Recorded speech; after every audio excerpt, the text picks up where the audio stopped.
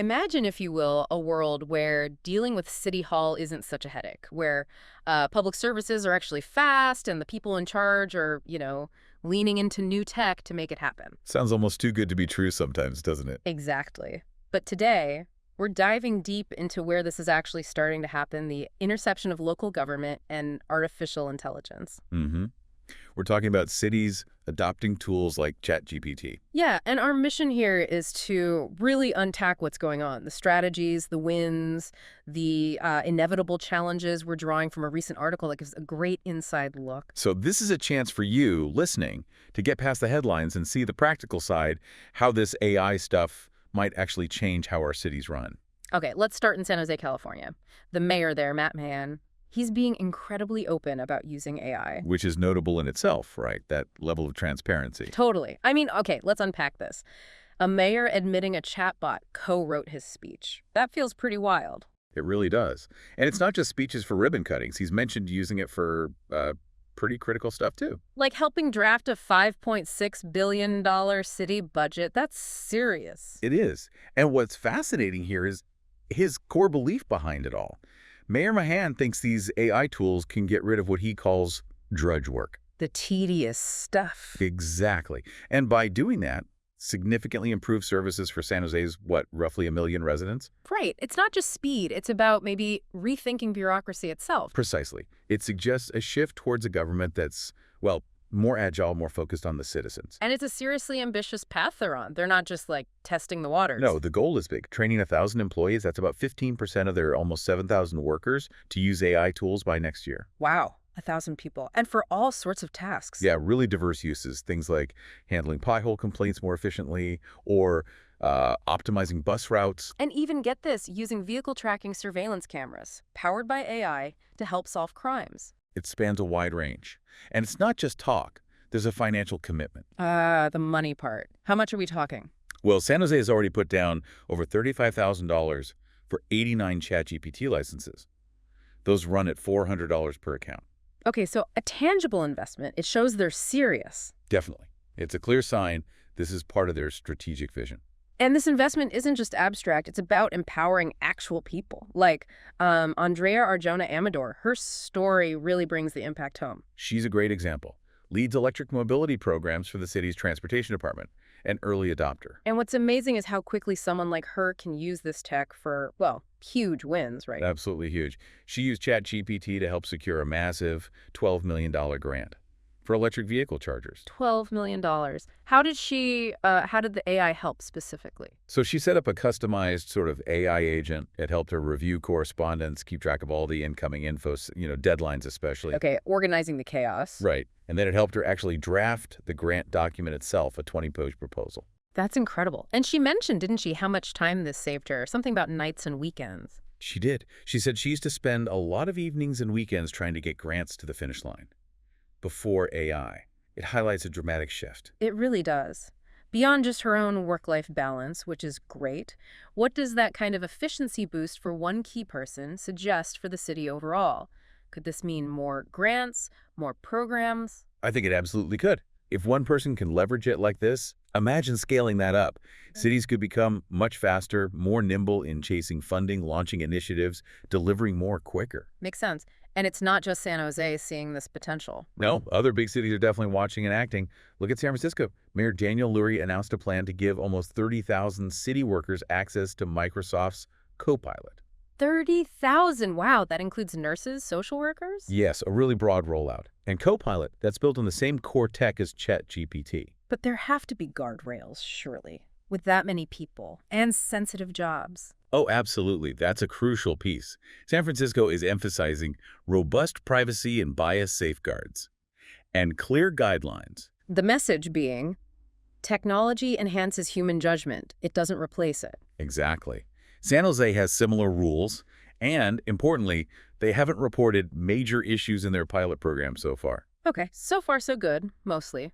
But, new tech is never perfectly smooth. No, And Mayor Mahan himself says it's always bumpy. He acknowledges that costly tech can add hassles or even cause mistakes. Which brings us to the big one, the hallucination problem. AI just making stuff up. Right. It's a known issue, this propensity to spew false information. And here's where it gets really interesting, or maybe concerning, especially for documents the public sees. Definitely concerning. There have been examples, like that error-filled document from Robert Kennedy Jr.'s Health Commission.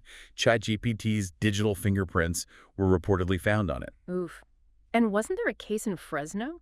Yes, a school official resigned, admitted she trusted an AI chatbot too much, and it basically fabricated information in a document she used. Wow. Okay, so given these real dangers, these fabrications, is there a point where the risk just outweighs the efficiency gain, especially for critical public info? That is the million-dollar question, isn't it? It really underscores Mayor Mahan's big warning. The human in the loop. Exactly. He says you still need a human being in the loop. You can't just kind of press a couple buttons and trust the output. You got to check the work. Use common sense. Independent verification, logic, asking questions. It's fundamental. And this human in the loop idea, it's not just about catching errors. What else? Well, it points to a shift in skills needed for public servants. More emphasis on critical thinking, ethical judgment, really knowing your subject matter to properly vet what the AI gives you. Right, the human skills become even more important in a way. So the human in the loop, that's the immediate answer. But the tech isn't standing still. What's next? Well, the industry is pushing towards something more advanced. AI agents. Agents. Okay, what does that mean exactly? More than just chatbots. Yeah, much more. Think beyond just analyzing documents or drafting text. These agents, like OpenAI, has a pilot product called Operator. Operator. Right. They're designed to actually do things, access computer systems, schedule your calendar, perform tasks on your behalf. It's about automating whole workflows. That's a key focus for the tech industry now. Okay, that sounds potentially powerful, almost like a digital assistant that can actually act. That's the idea. And some cities were dreaming big about this. Jamil Niazi, the IT director in Stockton, California, he had visions. Like what? He imagined residents using an AI agent to book a public park for a party, maybe check how crowded the city pool is before heading over.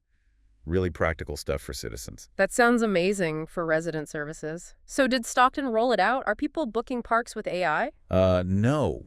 Unfortunately, Stockton's experience kind of highlights the next big hurdle for these advanced AI tools. Let me guess. Money. Bingo. Cost. They did a proof of concept, tested it out, but ultimately didn't buy the full license. Too expensive. Ah. So the cutting edge is maybe too expensive for some city budgets right now. It seems so. And if you connect that to the bigger picture, it really raises questions about the long-term viability, the ROI of these advanced AI systems. Are others seeing this cost issue too? Well, Gartner, the market research group, they predict that over 40% of these agentic AI projects, these task-doing agents, will actually be canceled before the end of 2027. 40% canceled. Why? The reasons they cite are exactly what Stockton faced: escalating costs, unclear business value, or inadequate risk controls. It's not just buying the tech. Cities need to prove it's worth the money and manage the risks. So a bit of a reality check on the super advanced AI front, at least for now. Seems that way. The potential is there, but the practicalities, especially cost, are significant barriers. Okay, so despite those bumps, especially with the more advanced stuff, Mayor Mahan in San Jose, he's still pretty optimistic, right? Oh yeah, incredibly bullish. He still sees huge potential, especially for workers in the bowels of bureaucracy, as he puts it. The back office functions. It's exactly finance, accounting, HR, and definitely grant writing, like we saw with Andrea Amador. And he thinks the productivity gains there could be really significant and fast. He does. He predicts employees in those roles could be 20 to 50% more productive quickly. That's a bold claim. It is. And it's interesting how open he is about all this. His city's use of AI, you mentioned that earlier, it contrasts with some agencies that might be more secretive. Right. And that transparency, it feels like a strategy in itself, maybe to build trust, get his own workforce on board, perhaps even set an example for other public sector bodies. Makes sense. Be upfront about the experiment. Yeah, own the process, bumps and all. Okay, so wrapping this up, we've seen this incredible potential, right? AI promising more efficiency, better services, shown by San Jose and San Francisco taking these bold steps. But we've also hit on the really critical need for that human oversight, the human in the loop. because of risks like hallucinations. And the very real challenges of cost and reliability, especially with the more advanced AI agents like Stockton experienced. It's a landscape of huge promise mixed with significant hurdles. Definitely. So, as we finish this deep dive, here's something for you to think about. With AI developing so fast and seeing how cities are trying, sometimes succeeding, sometimes stumbling to adopt it, how might all this affect our trust? Trust in technology generally, not just in government. Exactly. Trust in tech everywhere. And what does this all mean for the future? What kind of skills will people actually need to work in public service down the road? Hmm. Big questions. Definitely something to mull over.